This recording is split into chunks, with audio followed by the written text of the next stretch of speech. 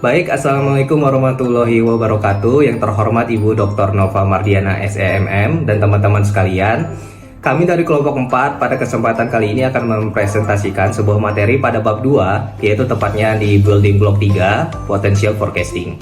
Dengan mengambil fokus pada chapter 11 yaitu forecasting employee potential for growth dan chapter 12 measuring up for the skills revolution, talent assessment in the human age. Baik, selamat menyaksikan.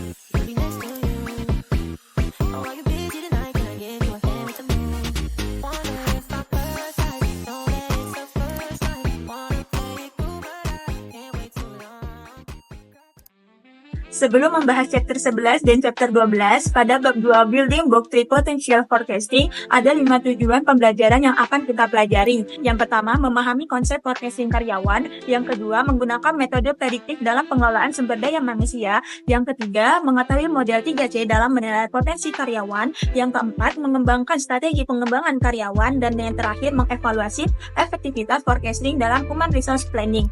Nah, setelah memahami tujuan pembelajaran pada bab ini, sekarang mari kita lanjut ke slide berikutnya untuk membahas materi lebih dalam. Kita masuk ke materi yang pertama, yaitu peramalan potensi pertumbuhan karyawan dan penilaian bakat di era manusia. Jadi sejak awal abad ke-20, perusahaan telah mencoba mencari cara untuk mengelola sumber daya manusia secara lebih efektif. Pada masa awal-awal industri, penilaian karyawan umumnya hanya didasarkan pada pengalaman kerja, pendidikan, dan sertifikasi teknis. Tapi seiring dengan semakin kompleksnya dunia bisnis, muncul kebutuhan untuk menilai bukan hanya apa yang dimiliki seseorang karyawan saat ini, tetapi juga potensi mereka untuk berkembang di masa depan. Jadi pada tahun 1990-an, organisasi mulai mengadopsi pendekatan yang lebih strategis dalam menilai bakat, yakni dengan menggunakan assessment berbasis kompetensi. Pendekatan ini menekankan pada kemampuan perilaku dan potensi adaptasi yang dimiliki individu bukan hanya pada rekam jejak yang telah terbentuk. Dengan demikian, perusahaan mulai berfokus pada cara mengidentifikasi karyawan dengan potensi tinggi yang dapat menjadi pemimpin atau investor di masa depan. Nah, kini sekarang kita sudah masuk ke era modern yang dipengaruhi oleh digitalisasi dan globalisasi. Organisasi menghadapi tantangan besar dalam mengelola sumber daya manusia, mengukur potensi karyawan dan menilai keterampilan bukan hanya kebutuhan, tetapi juga strategi yang menekankan keberlanjutan bisnis. Lingkungan kerja yang terus bertambah menuntut perusahaan untuk dapat mengidentifikasi individu dengan potensi tinggi dan memberikan mereka kesempatan untuk berkembang.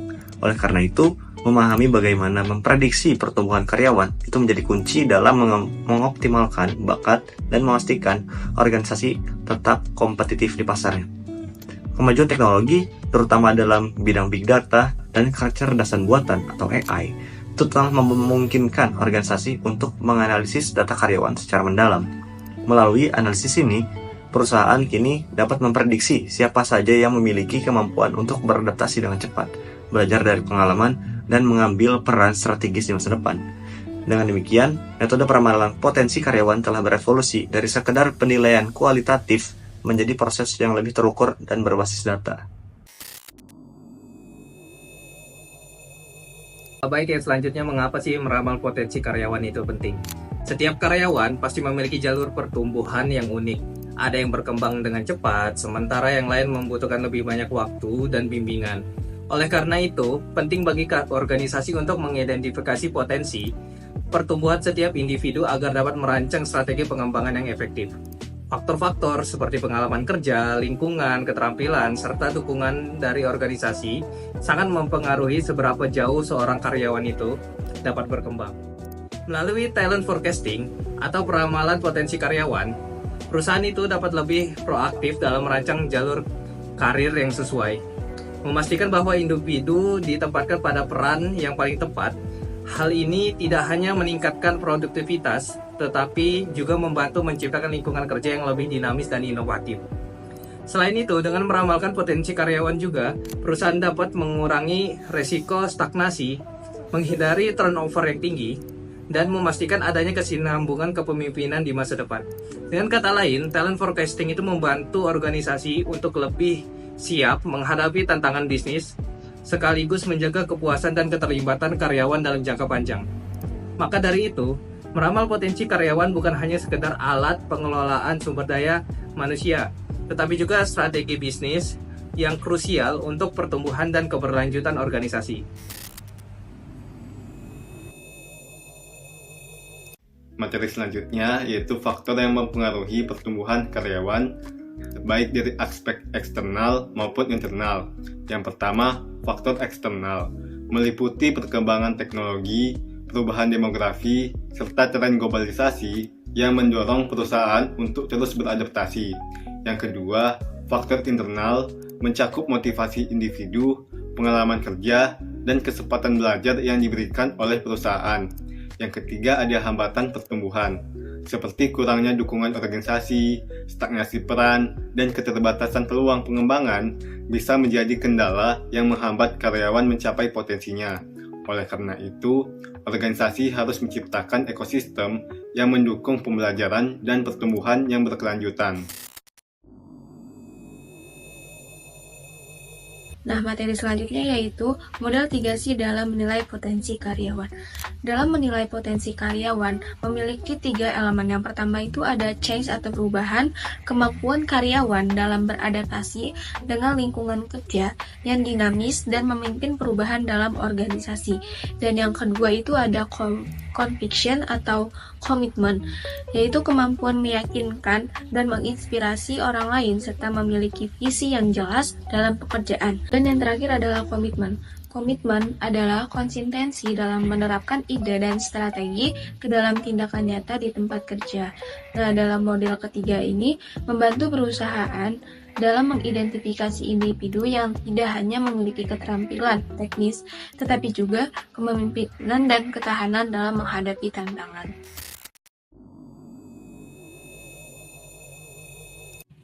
Selanjutnya, kita akan memasuki pendahuluan, yaitu revolusi keterampilan dan talent assessment di era manusia. Dunia kerja mengalami transformasi besar akibat digitalisasi, globalisasi, dan otomatisasi.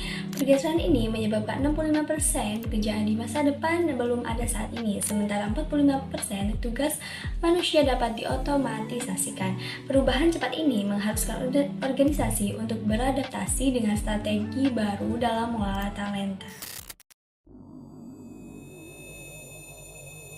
Selanjutnya di sini ada materi metode talent assessment modern untuk mengidentifikasi dan mengembangkan karyawan dengan potensi tinggi yang dapat menggunakan berbagai metode penilaian modern seperti penilaian kepribadian dan kognitif untuk memahami karakteristik kepemimpinan dan pola berpikir seseorang.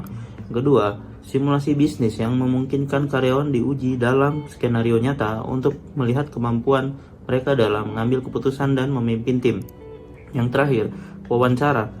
Wawancara ini berbasis data yang membantu mengurangi bias dalam proses rekrutmen dengan mengandalkan informasi objektif terkait performa kandidat. Materi selanjutnya yaitu model kepemimpinan P3. Model ini terdiri dari 3 aspek utama. Aspek yang pertama yaitu mengekstrak bakat dengan mengidentifikasi dan mengembangkan individu berbakat untuk memastikan mereka siap menghadapi tantangan yang lebih besar. Model yang kedua yaitu mempercepat kinerja dengan membangun tim yang kuat dan fleksibel untuk mencapai hasil yang lebih optimal. Kemudian model yang ketiga yaitu keberanian memimpin dengan menantang status quo, mengambil risiko yang diperhitungkan, dan menciptakan inovasi dalam organisasi. Pemimpin yang memiliki kombinasi dari ketiga faktor tersebut cenderung lebih sukses dalam mengelola tim dan membawa perusahaan ke arah yang lebih baik. Setelah mendengarkan penjelasan mengenai model 3C, metode talent assessment, dan model kepemimpinan, di akhir chapter kita berfokus untuk membahas tentang cara mengembangkan karyawan yang berpotensi tinggi. Nah, untuk memastikan pertumbuhan yang berkelanjutan, organisasi harus menerapkan strategi yang tepat dalam mengembangkan karyawan dengan potensi tinggi. Beberapa yang dapat diambil antara lain, pertama, mengidentifikasi individu dengan kelincahan belajar. Kelincahan belajar atau learning agility adalah kemampuan seorang untuk cepat beradaptasi dengan perubahan, mempelajari keterampilan baru, dan menerapkannya dalam situasi yang berbeda. Contohnya, misal seorang karyawan yang mampu dengan cepat memahami dan menggunakan teknologi baru setelah pelatihan singkat, atau yang dapat berpindah dari satu proyek ke proyek lain dengan mudah. Poin kedua, yaitu menciptakan budaya kerja berbasis inovasi dan fleksibilitas. Budaya kerja yang mendorong inovasi dan fleksibilitas memungkinkan karyawan untuk merasa nyaman dalam bereksperimen, mengambil risiko, dan mengembangkan ide-ide baru tanpa takut akan kegagalan. Contohnya, perusahaan seperti Google atau 3M yang dikenal dengan budaya kerja yang mendorong karyawan untuk mencoba hal-hal baru, bahkan memberikan waktu khusus bagi karyawan untuk mengajarkan proyek pribadi yang inovatif. Dan poin terakhir, menyediakan program pengembangan kepemimpinan yang disesuaikan. Program pengembangan kepemimpinan yang disesuaikan dengan kebutuhan individu dan perusahaan dapat membantu karyawan untuk tumbuh dengan sesuai kapasitas dan potensi mereka. Dunia kerja yang terus berubah menuntut pendekatan baru dalam manajemen bakat. Organisasi yang tetap ingin kompetitif harus menerapkan strategi berbasis data dalam mengevaluasi potensi karyawan dan mengembangkan keterampilan yang juga relevan. Ada beberapa rekomendasi yang dapat diterapkan, diantaranya yaitu melakukan talent forecasting secara sistematis untuk mengidentifikasi individu dengan potensi tinggi. Lalu yang kedua, berinvestasi dalam skill assessment yang modern untuk memastikan organisasi memiliki SDM yang siap menghadapi tantangan di masa depan. Lalu yang ketiga, yaitu membangun lingkungan kerja yang mendorong pembelajaran dan pertumbuhan, sehingga karyawan dapat berkembang secara optimal dan memberikan kontribusi maksimal bagi perusahaan.